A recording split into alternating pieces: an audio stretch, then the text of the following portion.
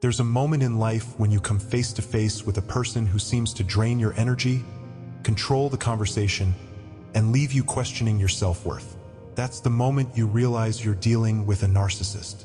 Whether it's in your personal life or professional circle, narcissists find a way to center themselves, making you feel like a mere pawn in their game. But here's the empowering truth. Stoicism offers a way out.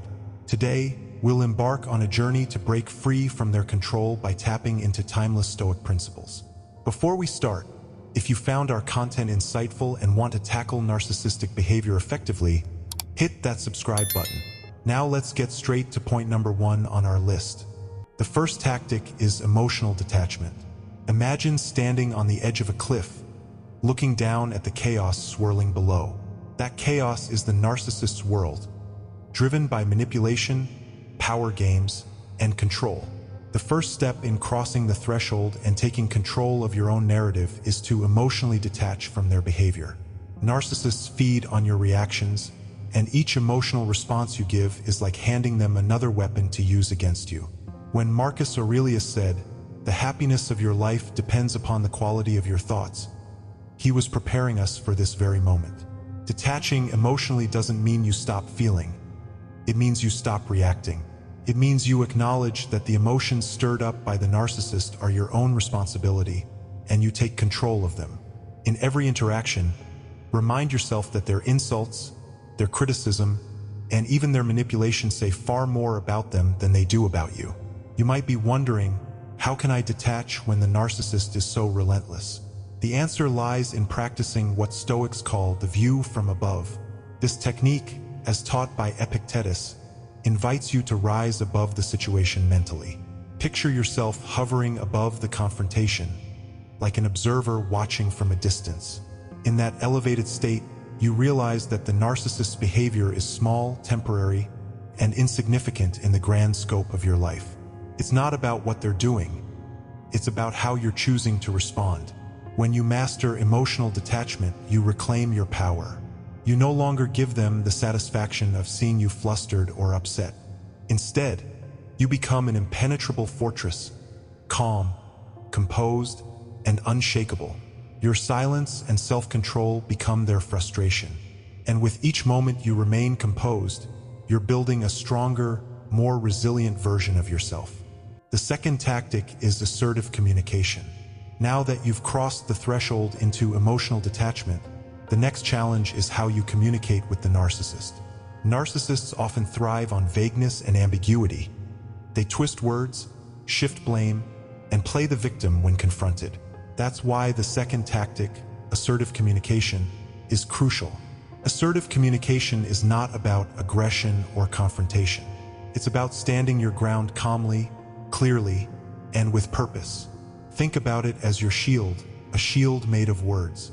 When you use assertive communication, you state your needs and boundaries without engaging in their emotional warfare. You become untouchable, not because you're yelling louder, but because you're speaking from a place of calm strength. Marcus Aurelius reminds us, waste no more time arguing about what a good man should be. Be one. This principle applies here. When you communicate assertively, you stop trying to convince the narcissist of your worth or engage in their endless mind games. You simply state what is acceptable to you and what is not. You express your boundaries with clarity and leave no room for interpretation. An example might be when the narcissist tries to undermine you with passive-aggressive comments. Instead of reacting with frustration, you can say, "I notice that you often make remarks like this, and it doesn't sit well with me. Please stop." It's direct, clear, and to the point. You aren't engaging in their manipulation. You're simply asserting your boundaries. And what happens when the narcissist pushes back, as they inevitably will? This is where Stoicism comes into play once again. Remember Epictetus's lesson.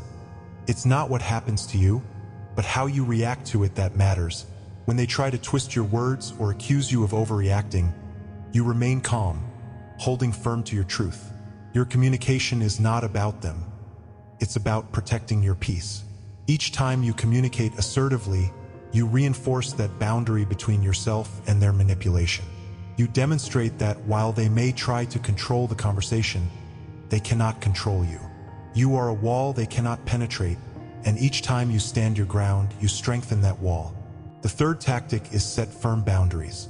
At this point, you've mastered emotional detachment and assertive communication, but there's still a key lesson you need to learn: setting firm boundaries. This is where the guidance of the Stoic mentors truly comes into play. When you engage with a narcissist, they will constantly test your limits, attempting to push and pull you into their chaotic world. They have an uncanny ability to manipulate situations to their advantage, making you question your own boundaries. But remember, you are the one in control. Marcus Aurelius once said, "You have power over your mind, not outside events." Realize this, and you will find strength. Setting boundaries is about realizing that your peace of mind is within your control, even if their behavior isn't. Think of boundaries as the fortress that protects your inner peace. Without clear boundaries, a narcissist will take up all the space in your life, draining your energy and manipulating you into submission. But when you set those boundaries firmly, you send a clear message. They can no longer dictate the terms of your relationship. Setting boundaries is not about cutting people off or being harsh. It's about self-respect. It's telling the narcissist, this is how far you can go, and no further. For example, if they demand excessive attention or constantly intrude into your personal space, you can say, "I need some time alone, and I expect you to respect that." Or when they try to control your emotions through manipulation, you can state clearly, "I will not allow you to speak to me in that way." When they try to guilt trip or manipulate you into crossing those boundaries, you remain unshaken. Boundaries are not just about enforcing distance. They are about protecting your values.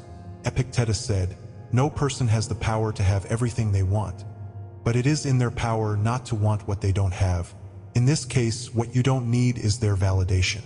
Your boundaries aren't up for negotiation, and the moment you enforce them, you reclaim your space, your energy, and your peace.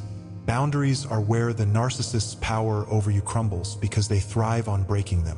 Once you've set your lines in the sand, it becomes clear that they can no longer control you. And that's where your strength truly lies. The narcissist cannot operate in an environment where you are no longer available for their manipulations, and in that, you win the most important battle of all, the one for your own peace. The fourth tactic is practice negative visualization. Having met the mentor and learned the importance of boundaries, you now face the next challenge, the art of preparation. In Stoicism, one of the most powerful tools we use is negative visualization. While it may sound counterintuitive, this tactic is about mentally preparing yourself for the worst-case scenario. Narcissists often create chaos because they thrive on unpredictability, but what if you were already prepared for the chaos they bring? That's where negative visualization comes into play. Negative visualization teaches you to anticipate the things that might go wrong so that when they do, you aren't caught off guard. Picture yourself preparing for the next confrontation with a narcissist. You already know they might try to insult you, blame you, or play the victim. But instead of dreading these moments, you visualize them in advance.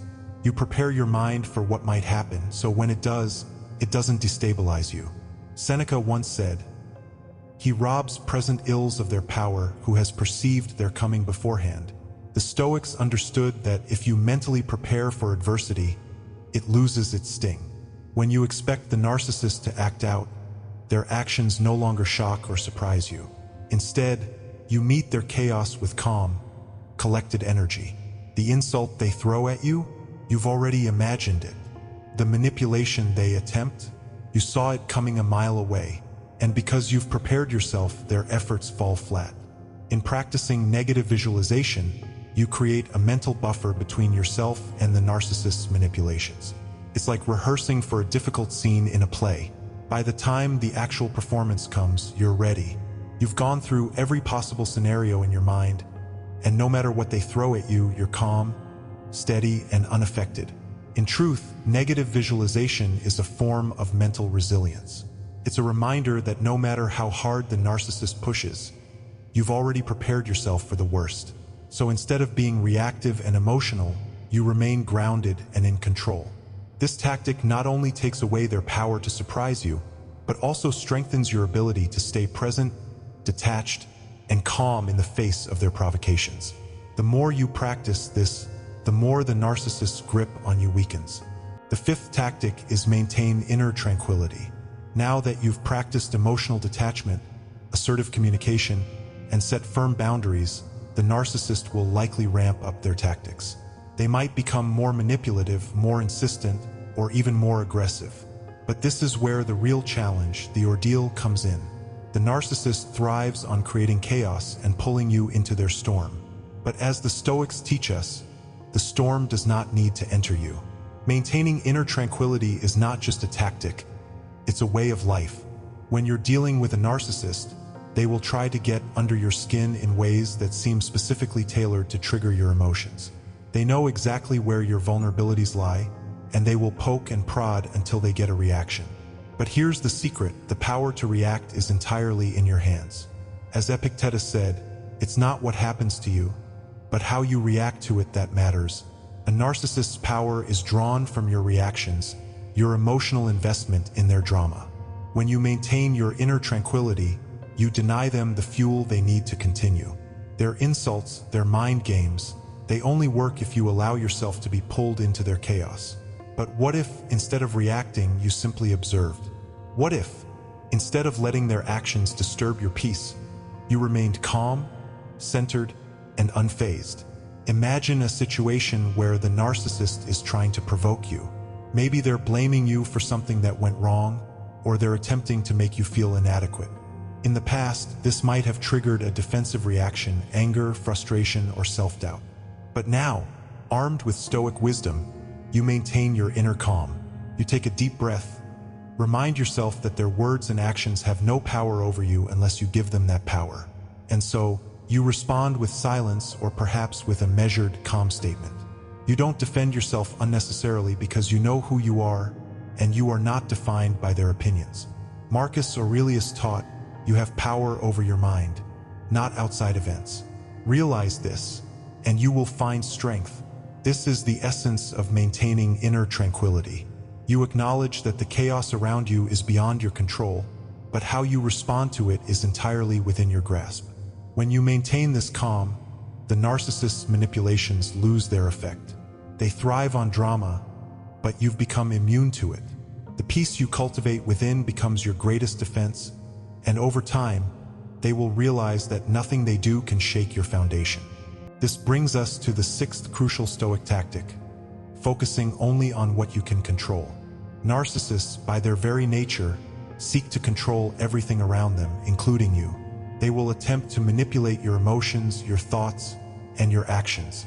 But here's the truth: you cannot control the narcissist. You cannot control their behavior, their opinions, or their attempts to undermine you. What you can control, however, is your reaction. This is where the teachings of the Stoic mentors become invaluable. Epictetus, one of the greatest Stoic philosophers, once said, "Make the best use of what is in your power, and take the rest as it happens." When you shift your focus from trying to control the narcissist to controlling yourself, you take away their power. The Stoics remind us again and again that the only thing we truly have control over is our own mind, our thoughts, actions, and reactions. Everything else is external and therefore outside of our control. When you deal with a narcissist, it's tempting to try and change them, to get them to see reason or to stop their manipulative behavior. But this is a battle you will never win. Narcissists are experts at deflecting responsibility and twisting the narrative. The moment you try to control their actions, you're stepping into their world, where they hold all the cards. But if you focus on what you can control, your own thoughts, emotions, and boundaries, they lose their grip on you. Let's take a real-life example. Suppose a narcissist tries to provoke you by making unreasonable demands or criticizing your every move. In the past, you may have tried to please them, thinking that if you just did things their way, they would be satisfied. But as you've likely learned, there's no satisfying a narcissist. They will always find something to criticize. Instead of trying to control the situation or change their mind, you focus on what you can control, your response.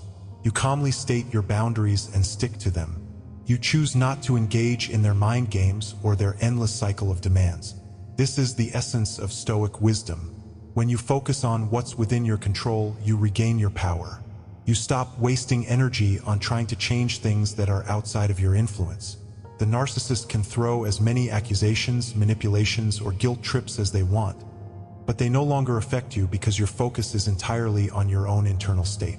You have accepted that their behavior is beyond your control, and that acceptance frees you from their influence. By mastering this tactic, you shift the dynamic of power. The narcissist can no longer control you because you've stopped trying to control them. And in doing so, you gain something far more valuable: inner peace and freedom. The seventh tactic is cultivate self-compassion. As you move deeper into this journey of dealing with a narcissist, the temptation is to be hard on yourself. You might start to question why you allowed them into your life in the first place, or why you let their manipulations affect you for so long. But here's where the next Stoic tactic comes in: cultivating self-compassion. One of the greatest lessons of Stoicism is the importance of understanding that we are all human, prone to mistakes and vulnerabilities. The Stoics weren't about being harsh on themselves, despite popular misconceptions. Rather, they encouraged self-reflection without self-judgment. Marcus Aurelius, in his private reflections, frequently reminded himself of his humanity, saying, "Don't demand that things happen as you wish, but wish that they happen as they do, and you will go on well." In dealing with a narcissist, it's easy to become your own worst critic. Maybe you think you should have seen the red flags sooner or reacted differently when they started their manipulative games. But self-compassion requires us to understand that everyone learns in their own time. Blaming yourself for not having recognized their toxicity earlier will only keep you trapped in their web of influence. Instead, the Stoic way is to acknowledge your past without harsh judgment and focus on the growth and wisdom you are gaining now. Imagine this scenario. You've just realized that a significant amount of your energy has been drained by trying to navigate the manipulation of a narcissist.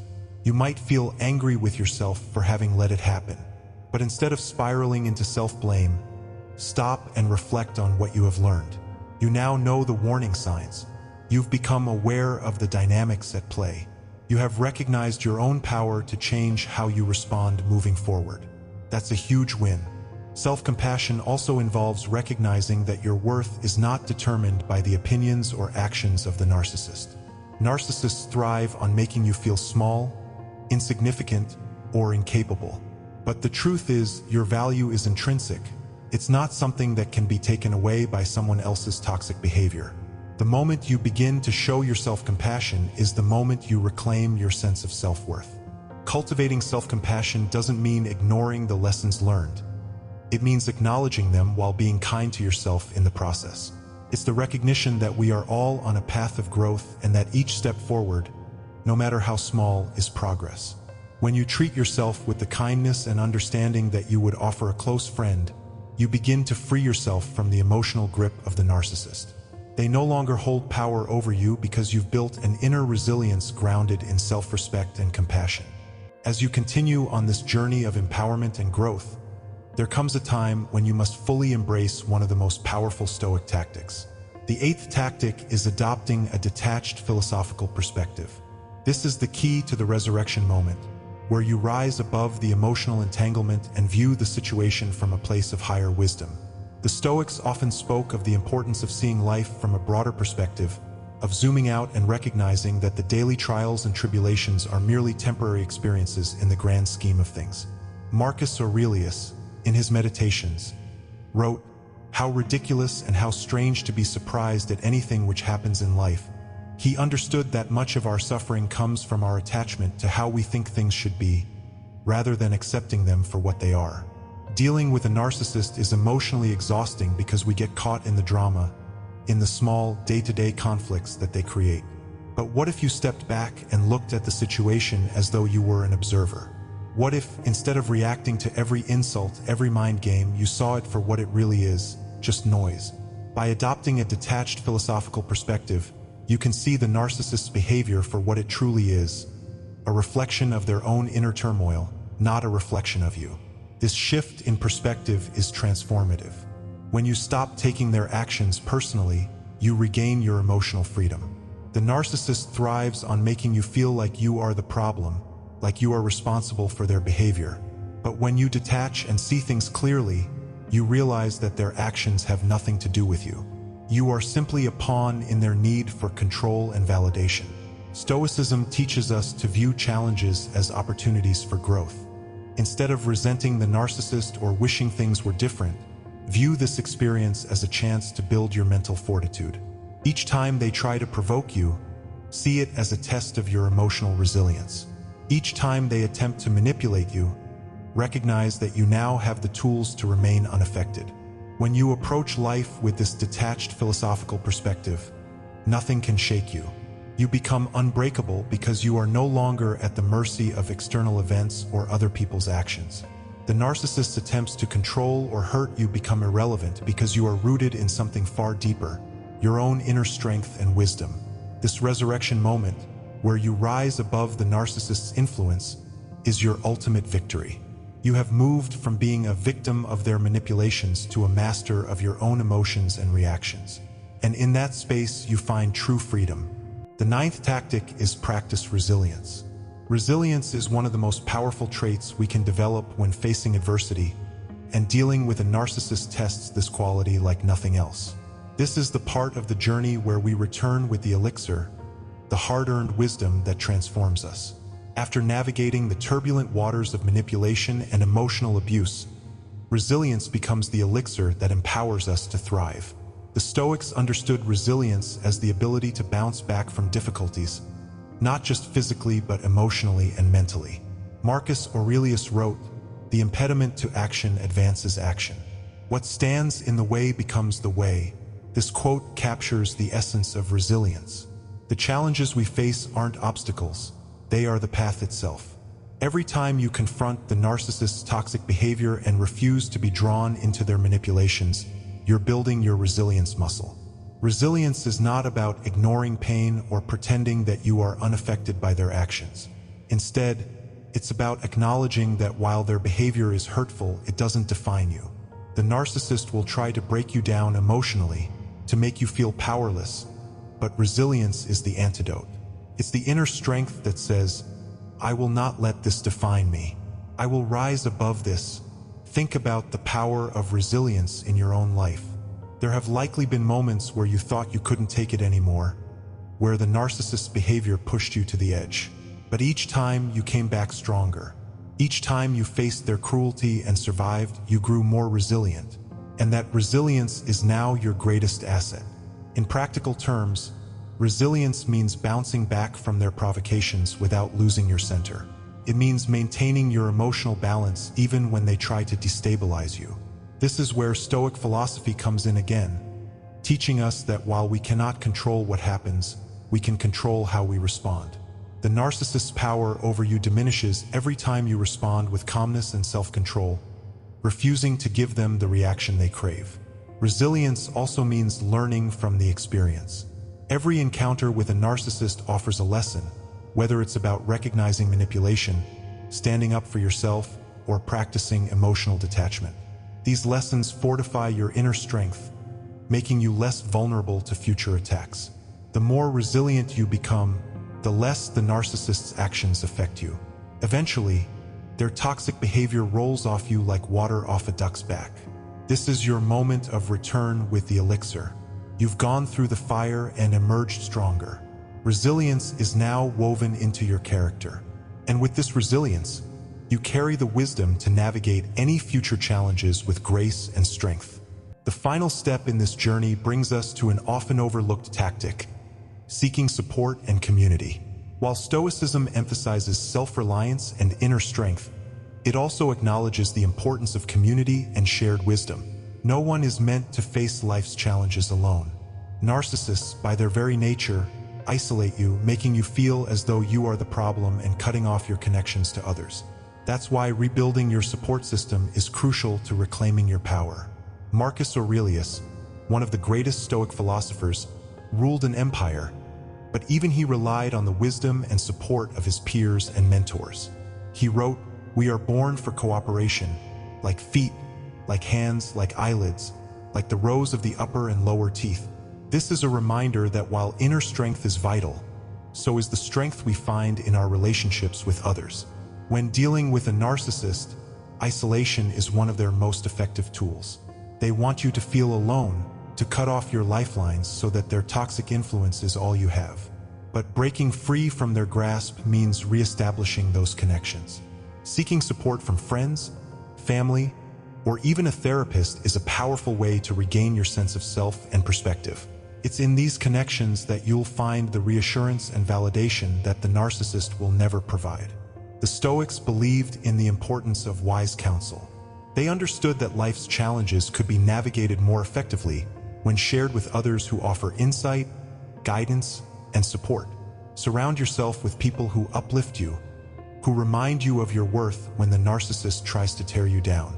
Community provides a buffer against the narcissist's attempts to control your narrative. In practical terms, seeking support can be as simple as talking to a friend who knows you and can remind you of your true value. It can also involve joining support groups or communities where others understand what you're going through. These spaces provide a safe haven, a place where you can express your feelings and experiences without judgment. The power of community is that it counters the narcissist's attempt to isolate and control you. When you have a strong support network, the narcissist loses one of their most effective weapons. You are no longer dependent on their approval or validation because you have people who truly see you for who you are. Ultimately, seeking support is not a sign of weakness. It's a sign of strength. It's the recognition that we are all interconnected, that we thrive when we lean on each other. This final tactic brings your journey full circle. You began by confronting the narcissist's toxic behavior, and now you end by reclaiming your power through resilience, community, and the wisdom you've gained along the way. Now that you have these powerful Stoic tactics to put a narcissist in their place, it's time to act. Drop a comment below with your experiences or questions, and let's build a community of strength and resilience together. Make sure to like, share, and subscribe for more Stoic wisdom, and hit the notification bell so you never miss a video. Together, we'll rise above.